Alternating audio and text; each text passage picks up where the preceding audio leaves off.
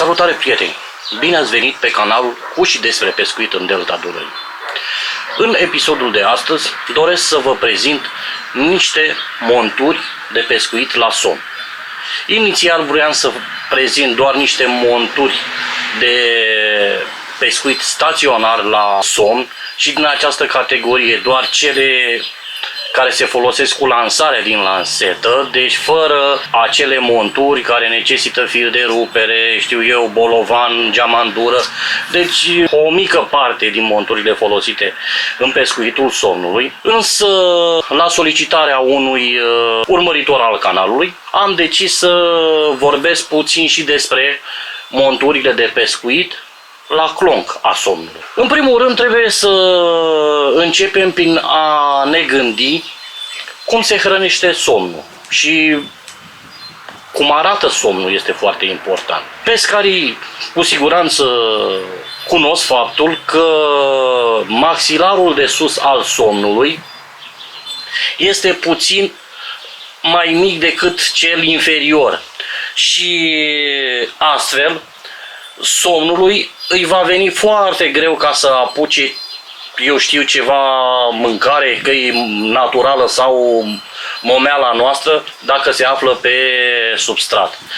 Lui îi vine mult mai ușor să se hrănească dacă găsește mâncarea ridicată de la substrat, undeva începând cu, în funcție de dimensiunea lui, bineînțeles, cu 10, 20, 30, 40-50 de centimetri sau poate chiar mai sus, uneori dacă se hrănește tot în substrat. Dar de asemenea momeala poate fi prezentată și la 20 de centimetri, 30 de centimetri de suprafața apei, dacă somnul se hrănește răpind la suprafață. Dar aici avem o altă poveste, probabil o vom discuta într-un episod viitor.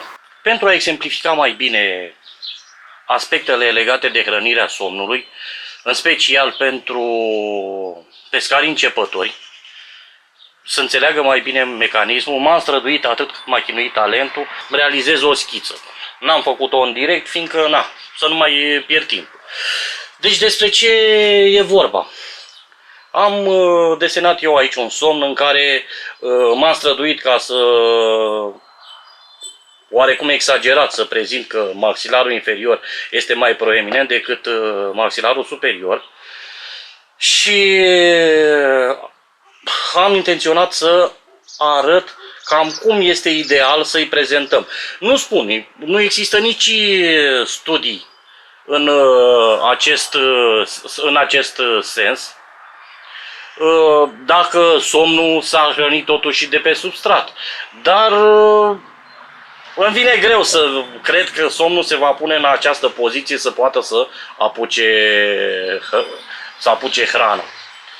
Și atunci ajungem la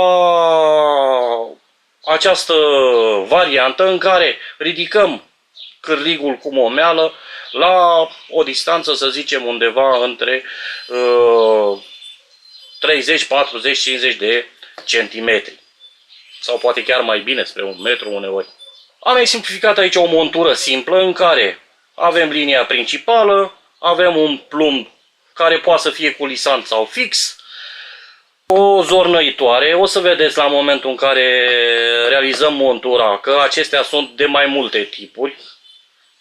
Practic, 2 tipuri cunosc eu, cel de-al doilea model având mai multe dimensiuni, dar în fond și la urma urmei ea face cam același lucru. Așa, avem nevoie de o plută de grunt, care și asta o putem întâlni sub mai multe forme, unele mai mari și având diferite gramaje, altele mai nou am descoperit și eu, care sunt practic niște năluci, deci cam cum ar fi woblerele. Dar sunt speciale create pentru montura de somn și chiar vom face astăzi o astfel de montură. Iar dincolo de acestea vine cârligul și cârligele la fel. Sunt foarte mulți producători, foarte multe modele de cârlige. Oricum, absolut tot de ce aveți nevoie, găsiți în linkul care îl las în descriere de la magazinul Doi Pescari. Și nu uitați, puteți să folosiți și codul de discount pentru a achiziționa aceste produse. În cel de-al doilea desen, ca să spun așa, cu toate că nu le-am despărțit, avem o montură la fel foarte simplă, în care avem la capătul liniei un plumb, după aceea un vârtej, de preferat ar fi unul triplu, am să și vă arăt astfel de vârteje, un forfac cu cârlig pe care avem momeala. De asemenea, după cum vedeți, bucata de fir cu care este legat cârligul este mai scurtă decât cea de care este legat plumbul, tocmai pentru a ridica momeala de pe substrat. În cazul acestei monturi, pe care probabil că nu o voi realiza astăzi, decât am să vă arăt elementele, componente ale ei, sfatul meu ar fi ca acest fir care se află între vârtejul triplu și plumb să folosiți un fir subțire. Fiindcă dacă în momentul în care aveți drill cu somnul, plumbul e posibil să se agațe, dumneavoastră vă puteți continua drillul, fiindcă acest fir care se află între vârtejul triplu și plumb se va rupe. Plumbul va rămâne, iar dumneavoastră cu peștele veți continua drillul. Și la a treia variantă am schițat atât cât am putut o montură de clonc. O montură foarte simplă, am să o și realizez în filmul de astăzi, în care avem partea de cârlig ancoră, dumneavoastră. Puteți să legați o ancoră și un cârlig, două cârlige, două ancore. Cum v-am mai spus, nu există regulă aici. Fiecare cum simte, fiecare a avut trăsături prin experiență. De exemplu, eu, la începuturi, când am pescuit la somn, monturile mele aveau un singur cârlig. Pur și simplu, fără ancoră, fără nimic. Ulterior am început să folosesc un cârlig și o ancoră. Ulterior am renunțat la cea de-a doua ancoră și am folosit două cârlige. Na, ce să vă spun, nu aș putea să vă dau formula perfectă pentru a captura pești. Și nu cred că poate nimeni să facă acest lucru. Într-adevăr, niște idei pentru a te orienta, da, ți le poate da un pescar cu experiență, dar ca să spună că făcând în acest fel cu siguranță vei prinde, sau dacă ai schimbat ceva nu vei prinde, nimeni nu poate să o spună. Pescuitul este ceva totuși neprevăzut. Da, și cum spuneam, deci aici avem partea de cârlig, după aceea eu cel puțin așa folosesc un vârtej, după care urmează fie un plumb, fie un teaser, în funcție de perioada anului, în funcție de nivelul Dunării, în funcție de curent, de zona în care pescuiești, de adâncimea apei. Iarăși intervin mai mulți factori pe care experiența te va învăța cum să folosești.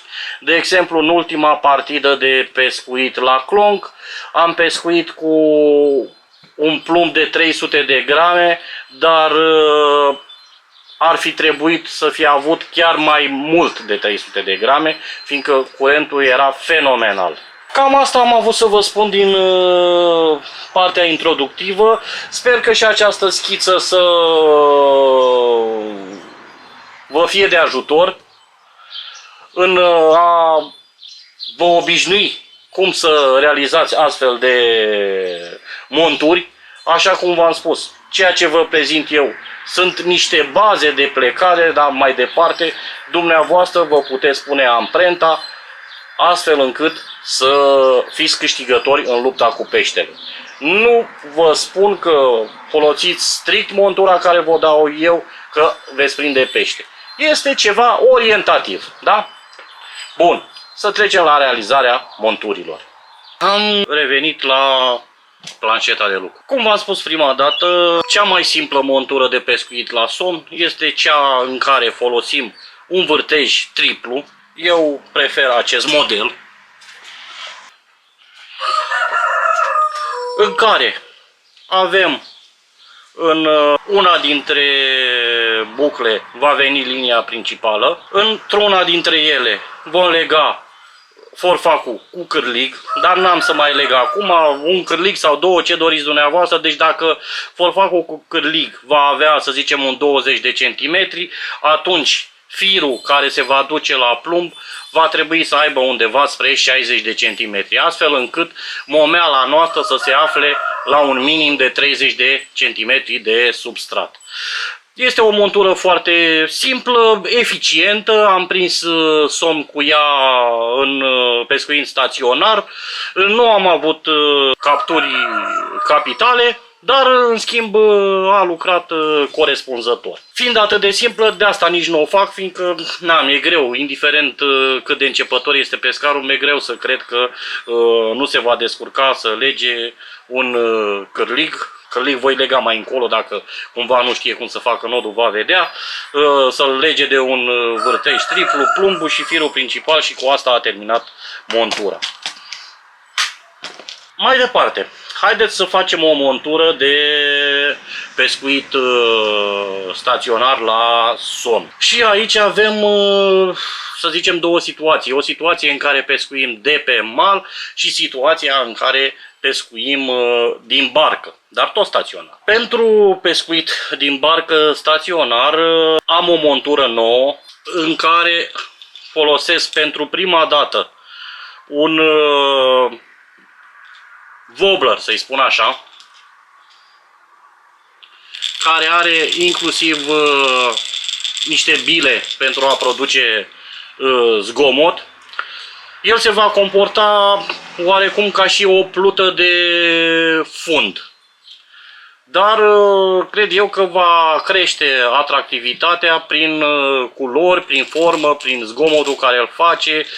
Bine, zgomotul ăsta îl putem noi recupera și prin zornăitoarele care le atașăm monturii, dar ăsta pur și simplu, el va fi cel care va produce și zgomotul în cauză. Hai să vedem cum o realizăm. Voi folosi niște cârlige dintre acestea Circle.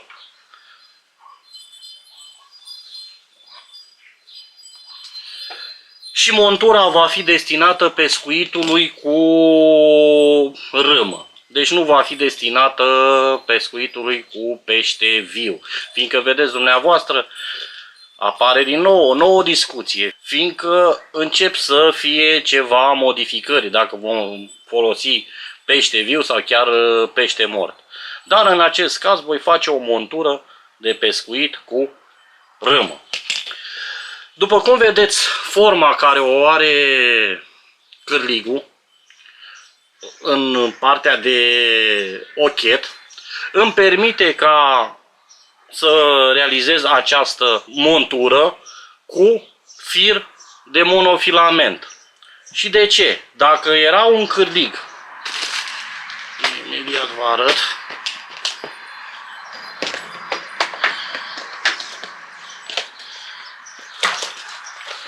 iau la întâmplare ce mi-a venit prima dată acest cârlig de la SEC. Și ca să vedeți diferența, deci nu discutăm de partea de vârf a cârligului, vorbim numai de partea de inel. După cum vedeți, la acesta partea este dreaptă în continuarea tijei, iar la acesta este oarecum strâmbă spre înapoi. Fiind strâmbă spre înapoi, va permite ca monofilamentul să vină în continuarea tijei cârligului. Iar în cazul acestor cârlige, monofilamentul, fiind mai dur, nu îi mai permite cârligului să stea în modul firesc și îl va pune în această poziție. Ori în această poziție este greu să mai înțepe peștele. Cel puțin eu, de regulă, când am cârlige cu ochetele drept în continuarea tijei cârligului, folosesc fir textil.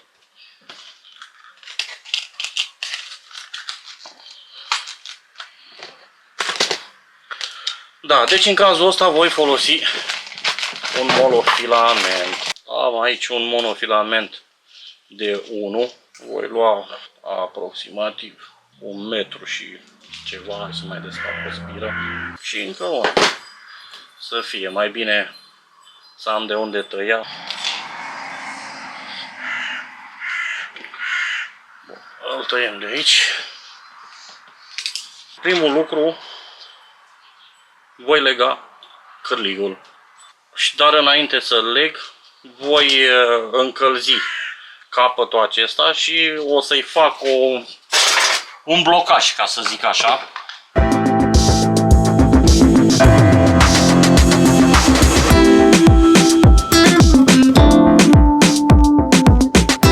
Asta este ca o siguranță. În momentul în care ar exista riscul să se desfacă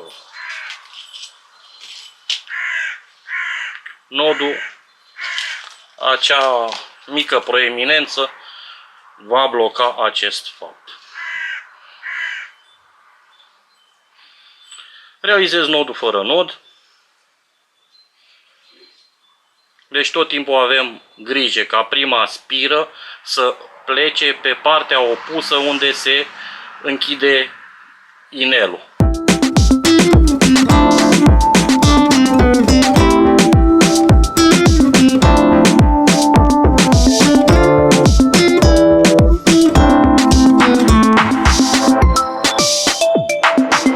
În continuare am să realizez un stopper la o distanță de vreo 30 de centimetri de cârlig. Pentru aceasta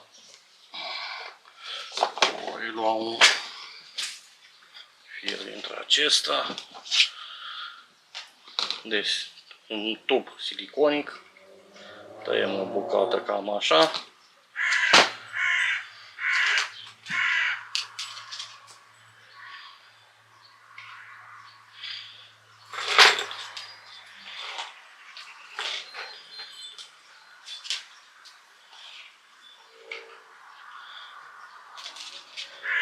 Aducem până la vreo 30 cm, mai introducem o dată firul.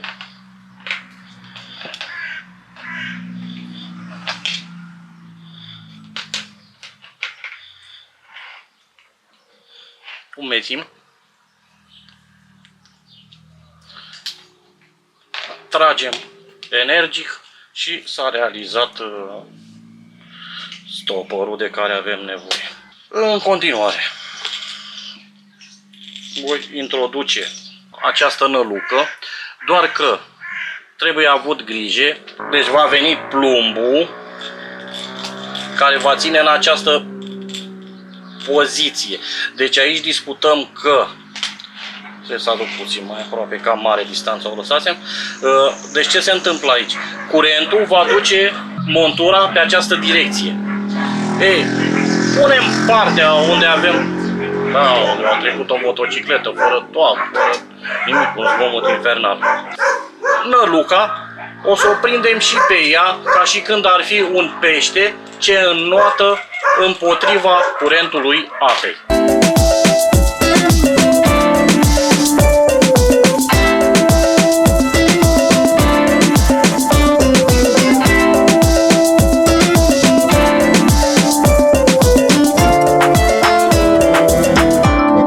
Și asta ne este montura.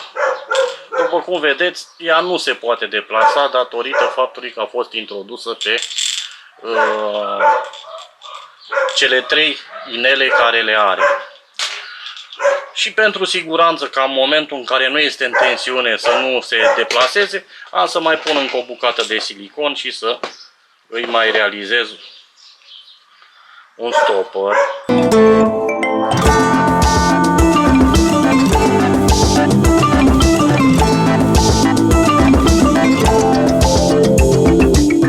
Genul acesta de stopper se poate realiza în cazul în care folosim fir monofilament. În cazul în care folosim un fir textil, nu prea îmi place cum se realizează stopperul folosind tub de silicon.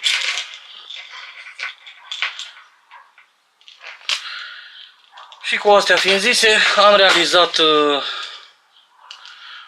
montura noastră. Acum, aici va trebui să îi conectez o agrafă.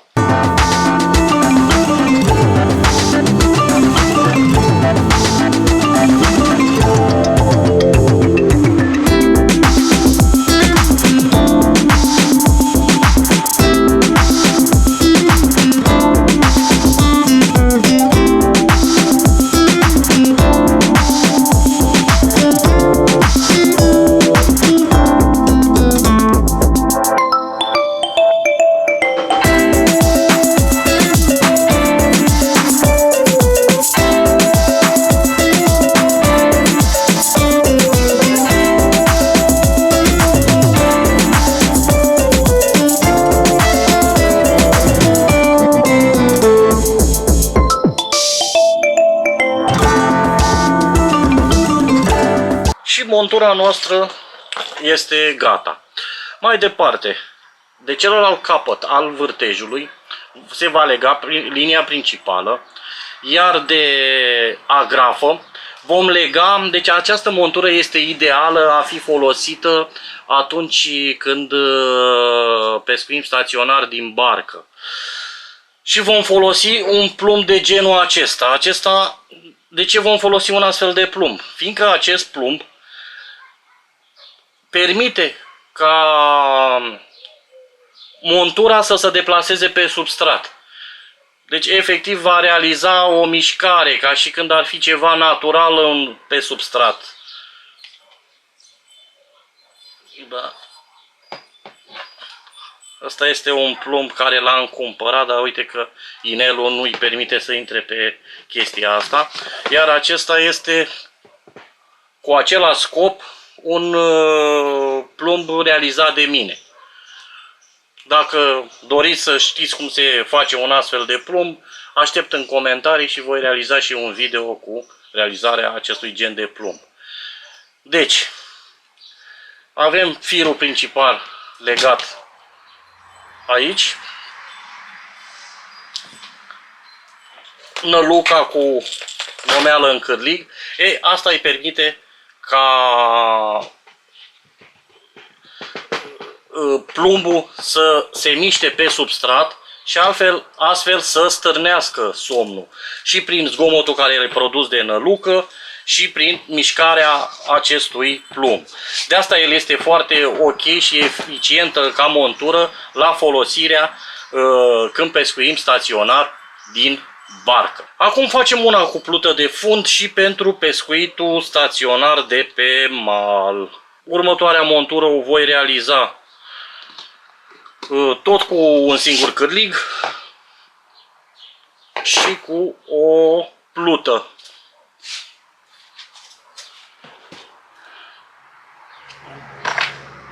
Pentru substrat voi pune o plută de genul acesta.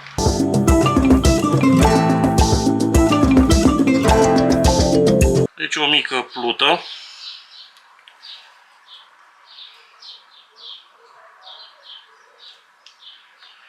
Bun. Un fir textil de data asta și să aleg un cârlig.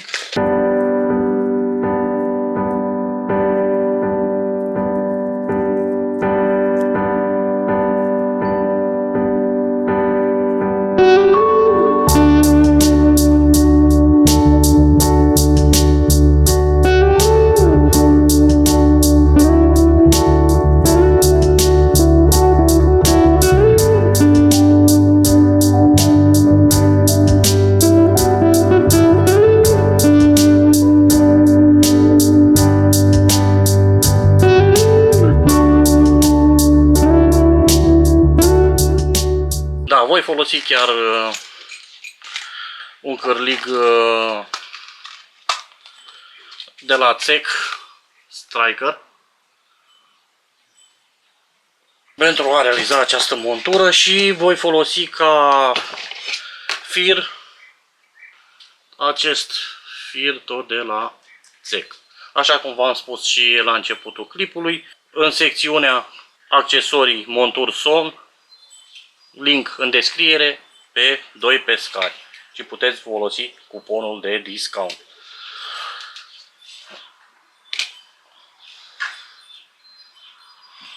Voi tăia aproximativ 1,30 m de fir.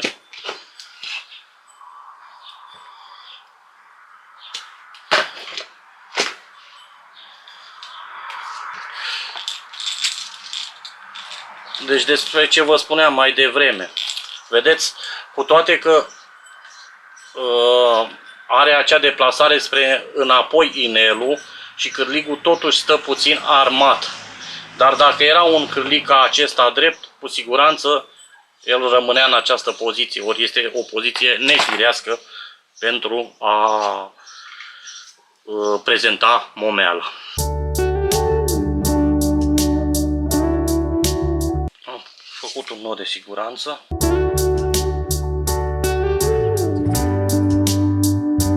În cazul acestui cârlig de la țec nu mai contează din ce parte încep, fiindcă el are asigurat inelul cu o rășină, astfel încât firul sub nicio formă nu poate scăpa.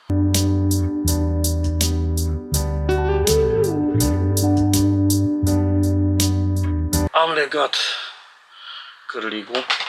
De această dată voi introduce pe fir un stopper normal de cauciuc. Am aici o cutie întreagă de stopere, dar nu o vedeam.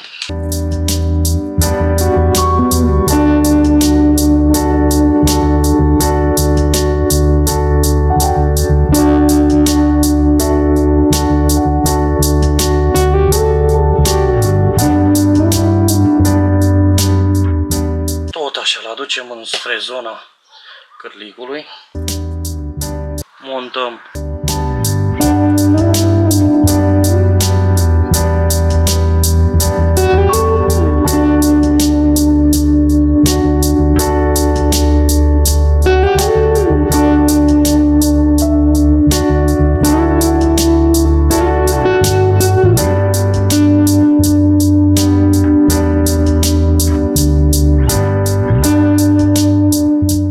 introduc un nou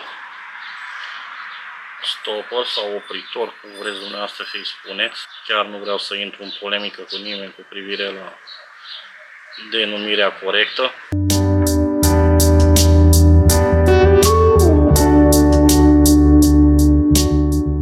Următorul element va fi unul care face gălăgie. Și aici avem două modele. Și modelul acesta, da? Și modelul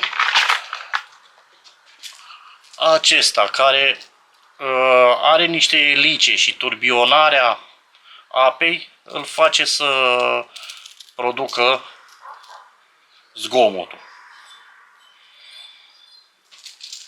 Sau de dimensiune mai mare.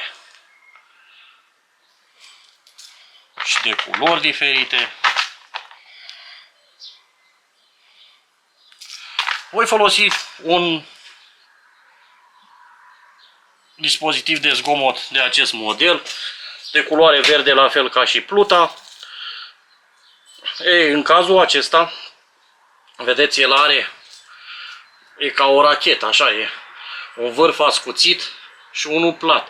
Ei, vârful ascuțit trebuie să fie îndreptat spre curentul apei, astfel încât apa, când îl lovește, să-l rotească. Rotindu-l, el va produce un zgomot. Curentul de unde vine? Din partea dinspre plumb. Deci, va trebui montat cu vârful spre plumb.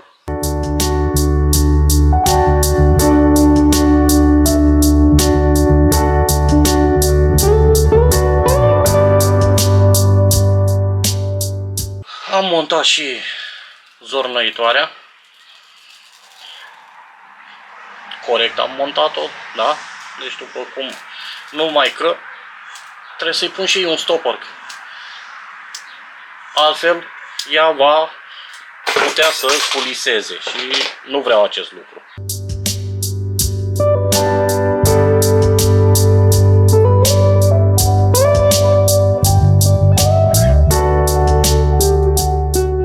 Numai că acest stopper n-am să vin să-l lipesc. Îl voi lăsa la un 5 mm așa, încât ea să se poată roti cu ușurință fără să blocheze, da? În continuare, la această montură nu este nevoie să-i mai pun o agrafă și vârtej, voi pune direct un vârtej. Voi folosi un vârtej dintre acesta de forță cu rulment. Îi fac și aici un nod.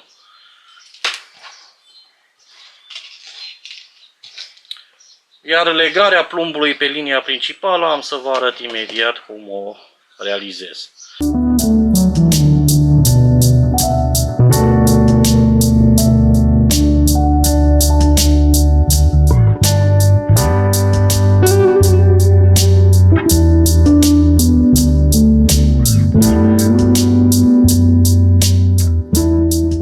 Am realizat și nodul ăsta, super tare, super strong. Aici va urma a fi legată linia principală. Am să iau tot un fir de ăsta. Nu mai mă duc să iau nicio lansetă pentru a câștiga timp. Și voi face un nod așa, de formă. Deci nodul de la linia principală în mod corect îl fac cum l-am făcut și pe cel care tocmai vi l-am arătat. Dar acum voi face doar așa un nod simplu, cât să țină foarte puțin, cât vă exemplific cum leg plumbul, da? Am nevoie de o chestie dintre aceasta.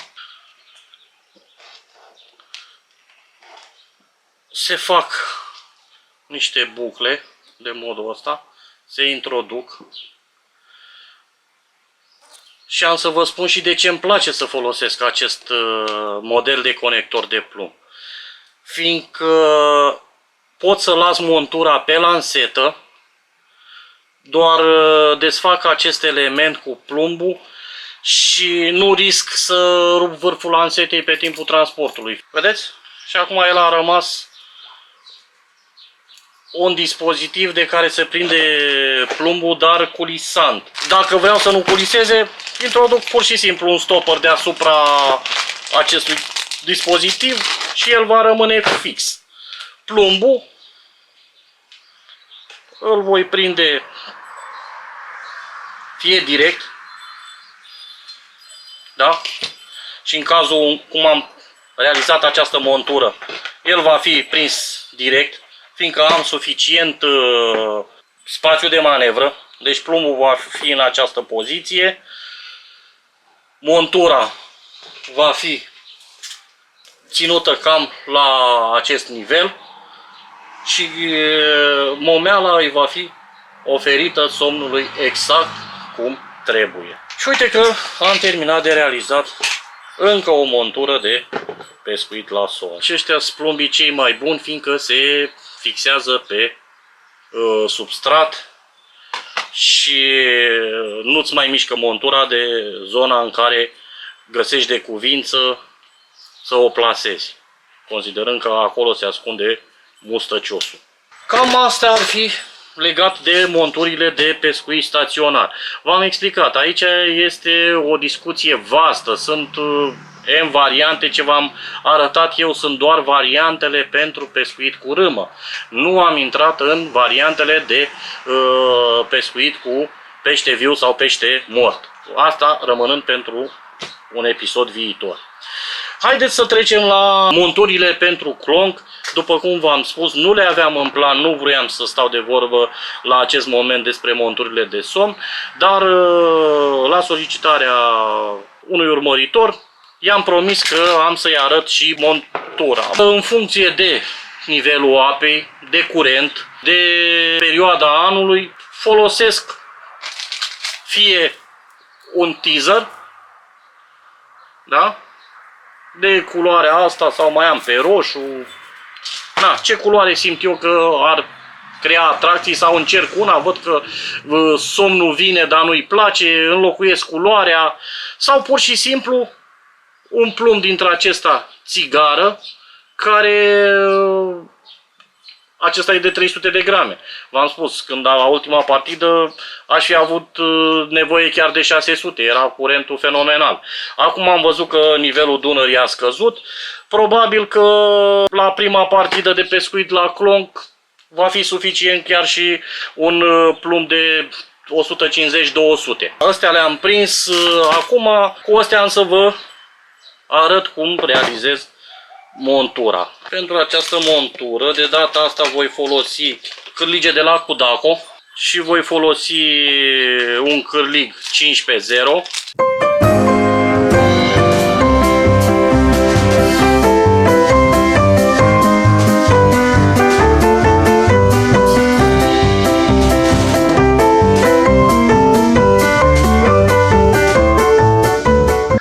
Și un cârlig 4x0.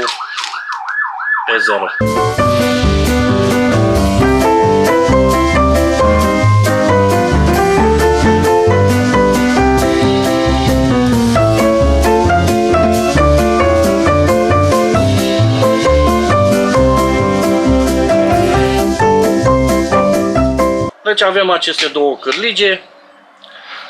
Montura o realizez cu fir textil. De această dată voi folosi un fir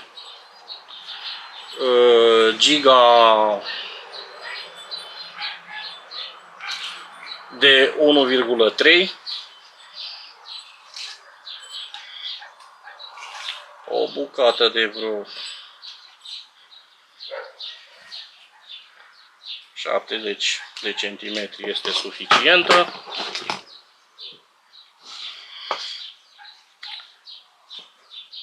Este un fir foarte dur, vă trebuie o foarfecă bună să-l tăiați. Bun. Începem prin a lega un nod de siguranță. Apoi cârligul numărul 4.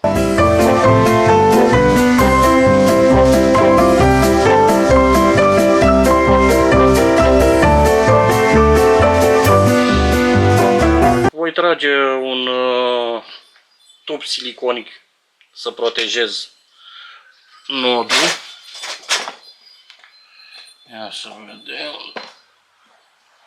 Mergem pe acest tub siliconic de la Black Cat. Măsurăm cam cât să tăiem.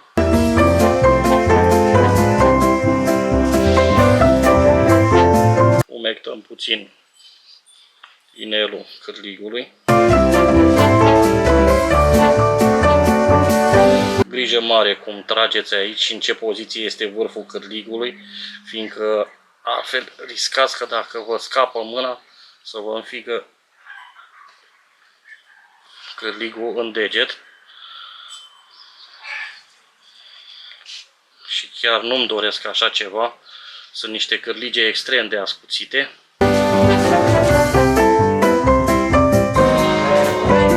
Am acoperit nodul. Trecem la al doilea cârlig.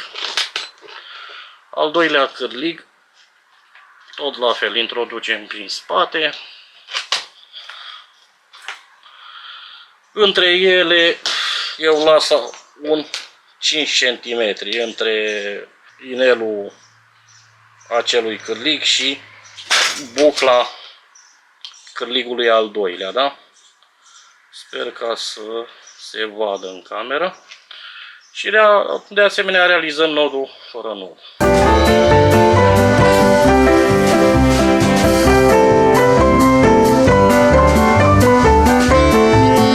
Din nou voi trage un tub de silicon și peste acest cârlig.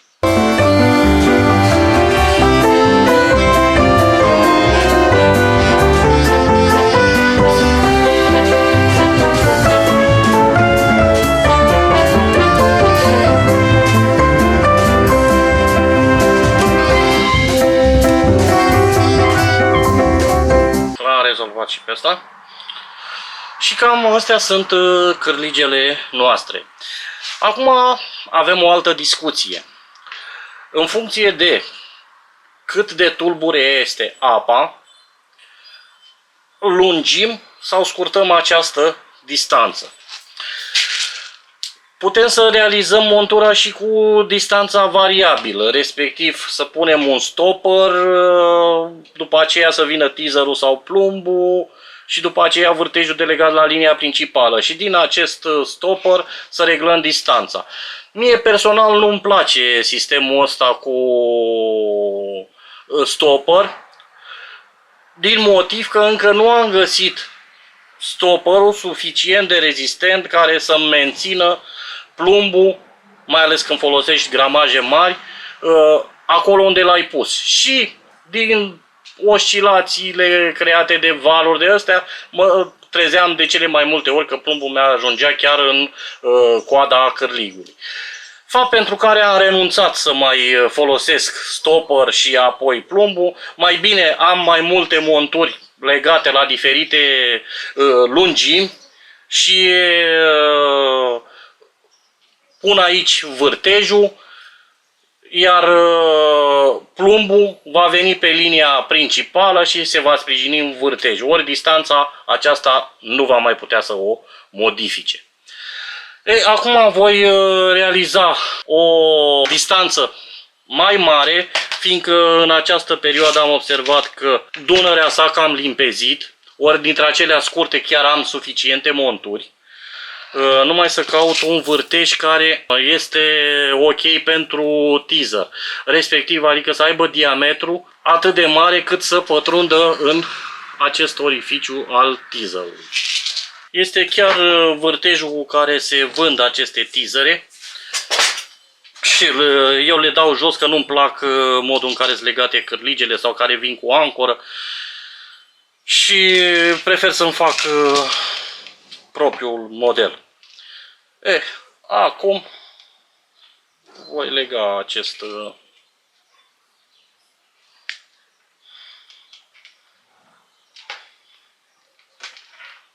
cârlig, să vedem dacă îl și nimeresc. Aș vrea să aibă mai bine de 30 de centimetri.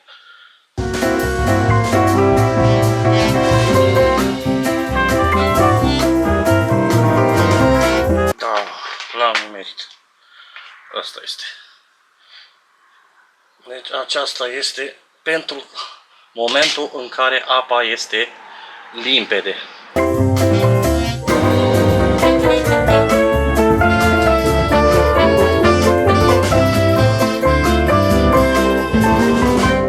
Și cum vă spuneam, acest vârtej, aici vine legată linia principală și când o tragem prin teaser, vârtejul va intra aici în teaser. Și așa va fi prezentată montura somnului. Dacă apa este tulbure, atunci această distanță se scurtează undeva chiar la un 15-20 de centimetri. În mod similar se procedează cu montura și dacă folosim în loc de teaser un plumb. Este aceeași poveste. În schimb, acum ce vreau să vă arăt eu? Vreau să vă arăt o montură în care voi folosi și o plută. Este o montură destinată pentru acele momente când somnul este mofturos. Ați văzut, cei care ați mai pescuit la clonc, sunt momente când somnul vine, apucă de momeală, trage foarte puțin, vezi puțin că îți mișcă vârful lansetei, după care o lasă și a plecat. Ei, în acel moment eu suspectez că el își dă seama că acea momeală este legată de ceva. Și cum nu e foame, are timp să gândească și se hotărăște să plece. Ei, pentru acele momente voi folosi o altfel de montură. Pentru realizarea ei voi folosi tot un fluorocarbon, e monofilament. Deci avem nevoie, să zicem, de vreo 2 metri de monofilament.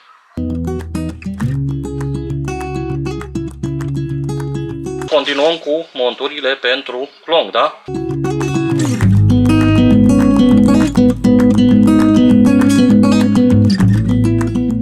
Nu am tăiat firul necesar pentru realizarea monturii. Și acum, bineînțeles că voi începe prin legarea cârligelor. Am pregătit un cârlig, modelul acesta. Și mai am nevoie de încă unul. Uite, am să pun unul de la Gamakatsu.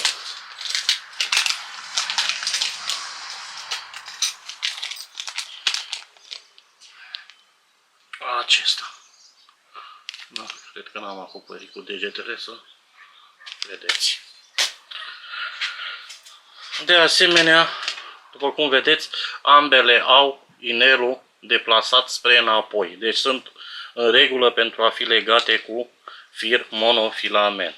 La fel ca și mai devreme, primul lucru vom începe prin a lega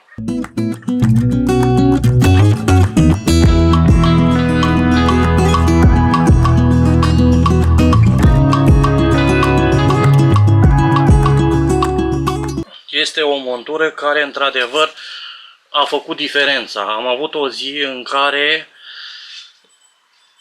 de dimineață nu am reușit, am avut numai ciuguleli, nu am reușit să înțep absolut nimic. De fiecare dată, până să înțep, dispărea. Și într-adevăr, o zi proastă, dar totuși după ce am trecut lanseta de clong pe această montură, am avut 2 capturi, dintre care una frumoasă. Da, am legat unul din cârlige, uite, am pregătit prea multe. Așa.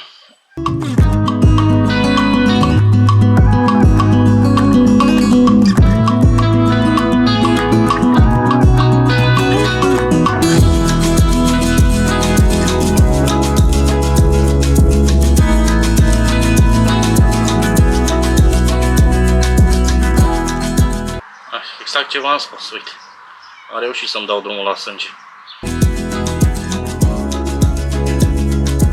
Este prima dată când mi se întâmplă așa ceva. Am prevăzut că ar fi posibil, dar până acum n-am pățit. Da, asta e când te grăbești.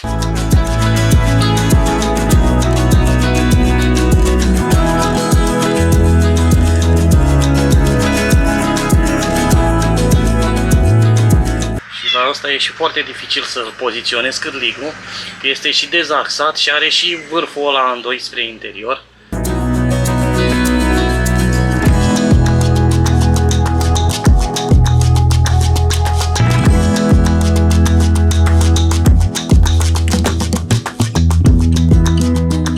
Trecem să legăm și al doilea cârlig.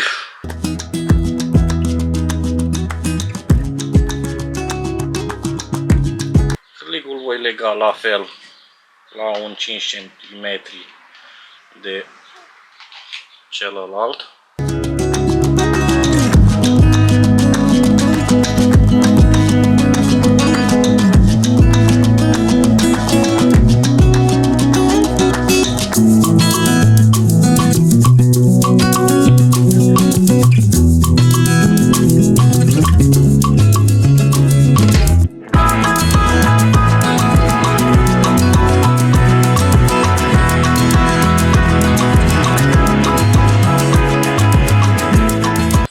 Aveam poziționat cum trebuie, mai îmi luam o înțepătură.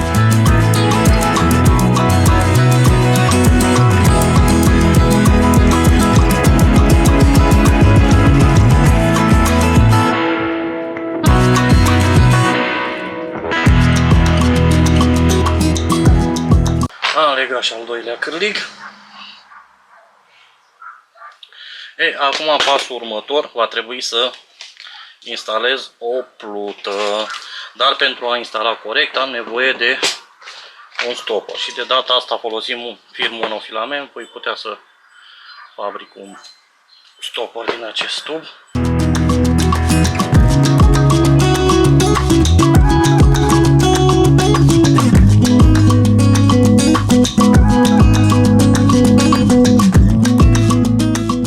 Urmează pluta.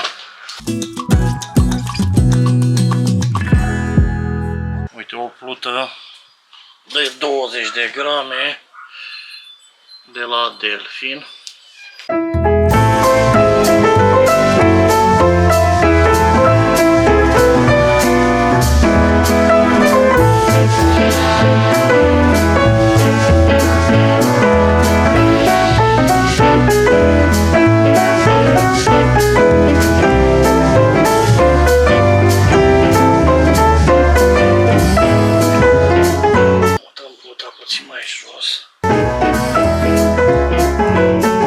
Cum va lucra?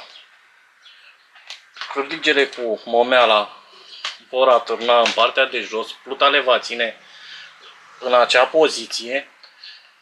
Și acum voi veni și voi lega un vârtej în această zonă. Cum v-am zis puțin mai devreme, m-a luat valul și am tăiat cam mult fir. Am fixat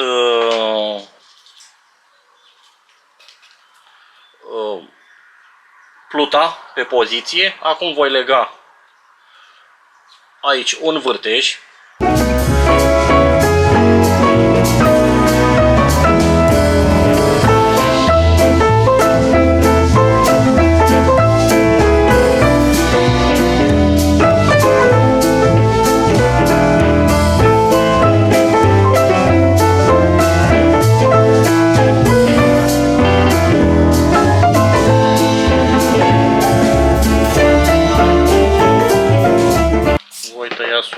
Și cu bricheta voi face și o porțiune de blocaj.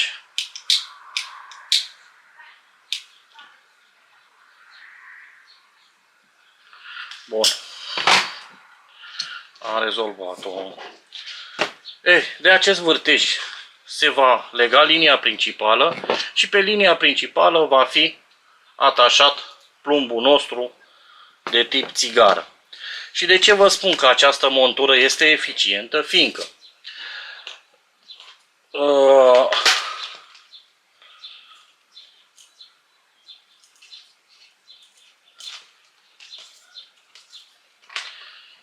după cum vedeți dumneavoastră, numai că trebuie să aveți grijă când o lansați. Trebuie să o lansați cu binișorul, astfel încât curentul să ia partea cu momeală, să o ducă în aval și asta să rămână în urmă, să nu se încolăcească după ea, fiindcă atunci montura devine ineficientă.